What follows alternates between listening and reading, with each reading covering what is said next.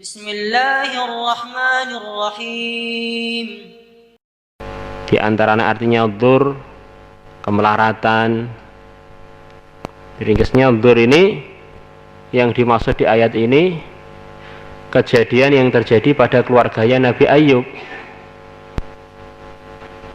Ya, hartanya habis, anaknya habis,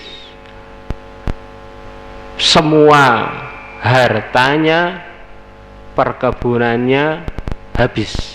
Itu dzur yang diceritakan dalam amalan ini. Jadi bukan sekedar terkena ujian biasa, ini habis apa yang beliau miliki, termasuk kesehatan juga hilang dari beliau.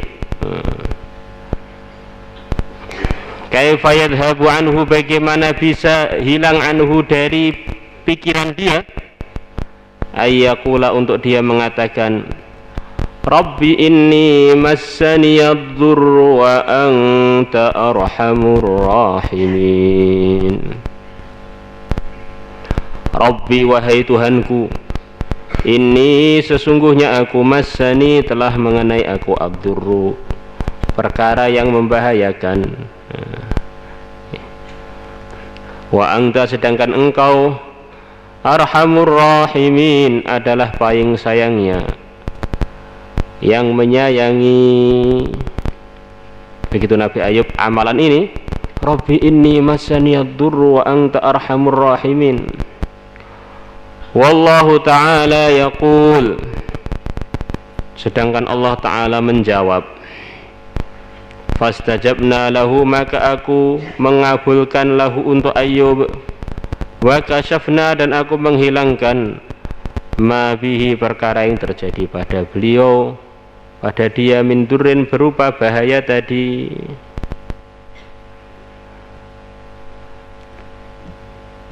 Wa atainahu ahlahu wa mithlahum ma'ahum rahmatan minna, rahmatan min indina.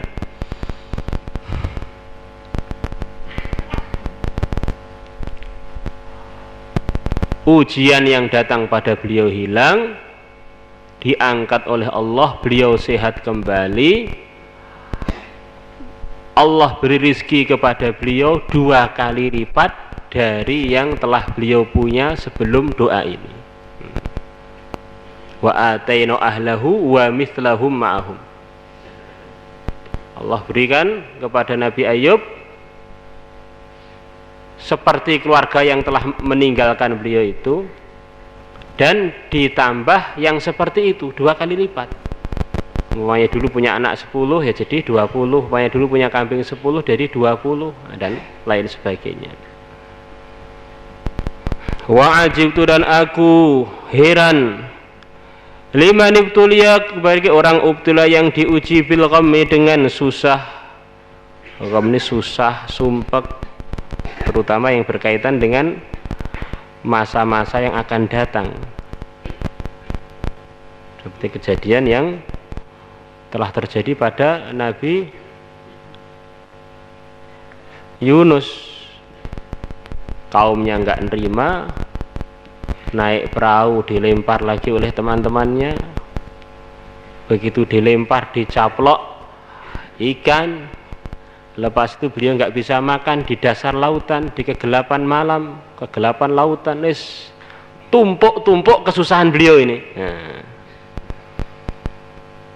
Kaifa yadhhabu anhu, bagaimana bisa hilang anhu dari dia, dari orang yang diuji tadi, ayyaqula, untuk dia katakan, la ilaha illa anta subhanak inni kuntu minadh dhalimin.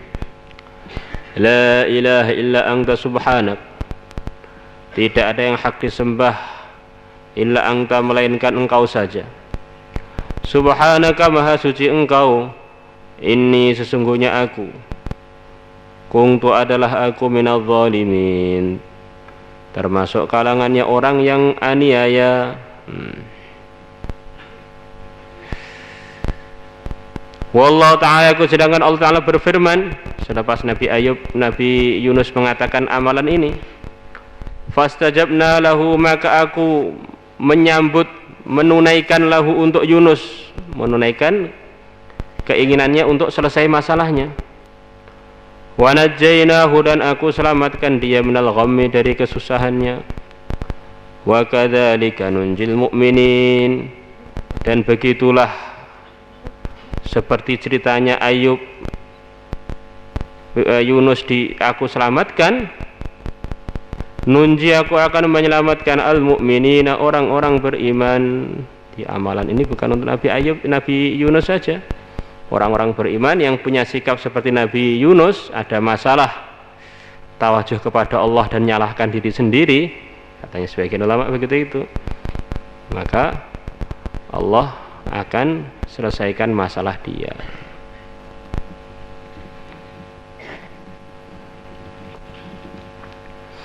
Wa ajibtu, dan aku heran, liman khafa, kepada orang yang ketakutan, kaifa yadhhabu anhu, bagaimana hilang anhu darinya, ayaqula, untuk dia katakan, hasbunallahu wa ni'mal wakil, hasbunallah, kecukupan kami adalah Allah, wa ni'mal wakilu, dan sebaik-baiknya yang dipasrai adalah Allah.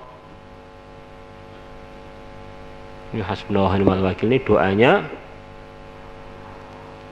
para nabi, para rasul, Nabi besar Muhammad sallallahu alaihi wasallam, diteruskan oleh para sahabat.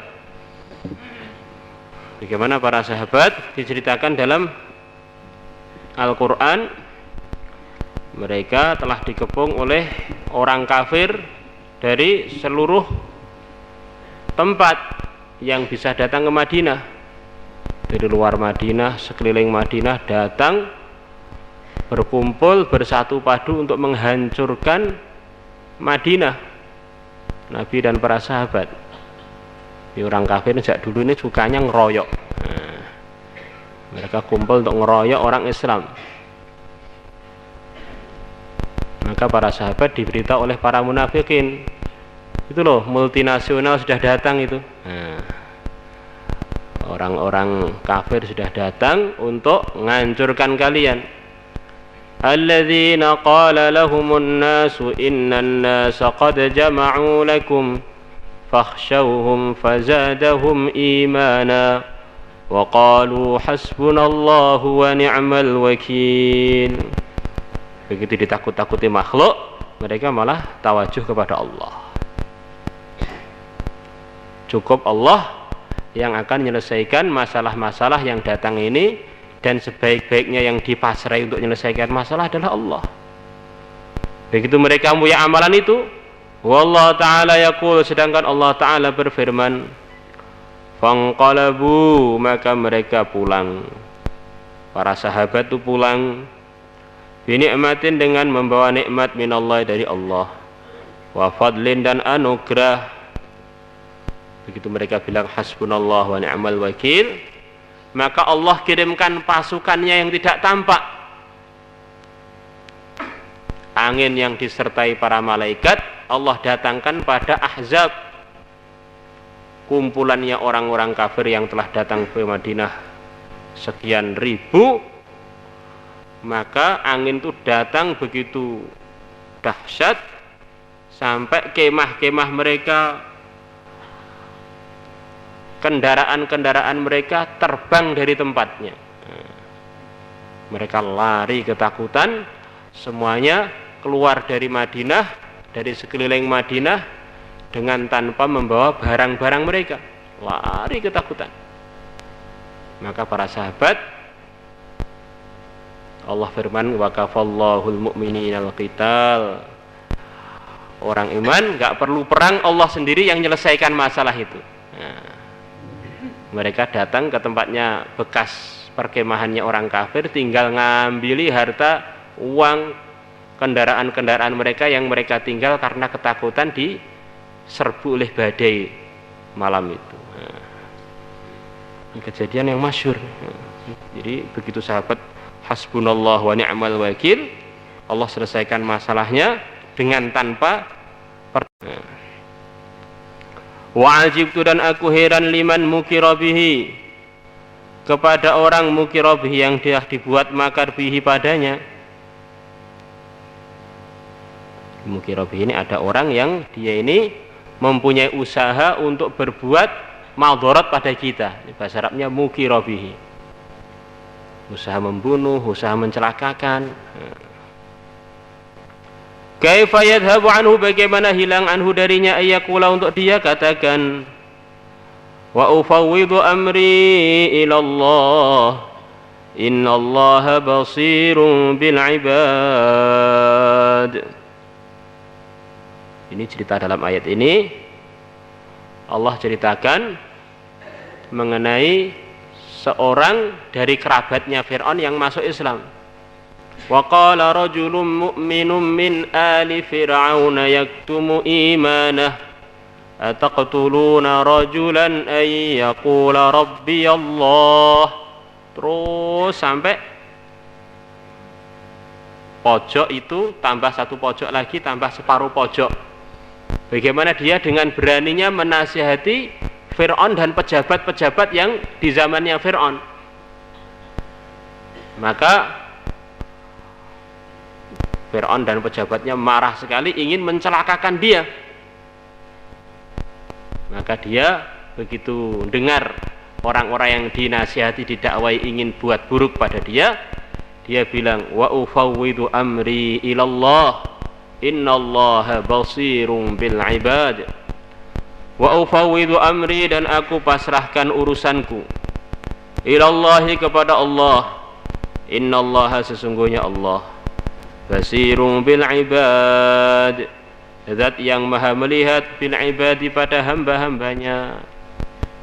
Begitu dia bilang begini, ini Fir'aun dengan seluruh pejabatnya dan kekuatannya tidak mampu untuk mencelakakan satu orang ini. Yang mana kalau kamu lihat dalam Qasasun Nabiyyin, Fir'aun itu begitu kuat waktu itu, punya mata-mata yang begitu lihai, seakan-akan mata-matanya itu, intelijennya seperti punya matanya burung gagak. Kemudian punya penciuman yang begitu tajam untuk mencari yang dikehendaki untuk dicari, seperti penciumannya semut. Tapi semuanya gagal untuk mencelakakan rajul mukmin tadi. Wallahu ta'ala yaqul, sedangkan Allah ta'ala berfirman, fawaqahullah, maka Allah menjaga laki-laki tadi, sayyiati ma makaru, dari keburukannya makar mereka, dari keburukannya usaha-usaha buruk mereka, agar usaha buruknya tidak berhasil.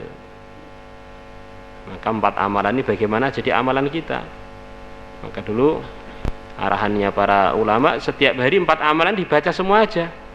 Karena kita ini mungkin kena bahaya, mungkin kita ini kena kesusahan, mungkin kita ini kena ketakutan, mungkin ada orang-orang yang ingin buruk pada kita. Hasbunallahu wa ni'mal wakil, la ilaha illa anta subhanak inni kuntu minadh dhalimin, wa ufawwidu amri ilallah innallaha basirun bil ibad, rabbi inni masyani ad-durru wa anta arhamur rahimin. Wallahu a'lam. Takrar.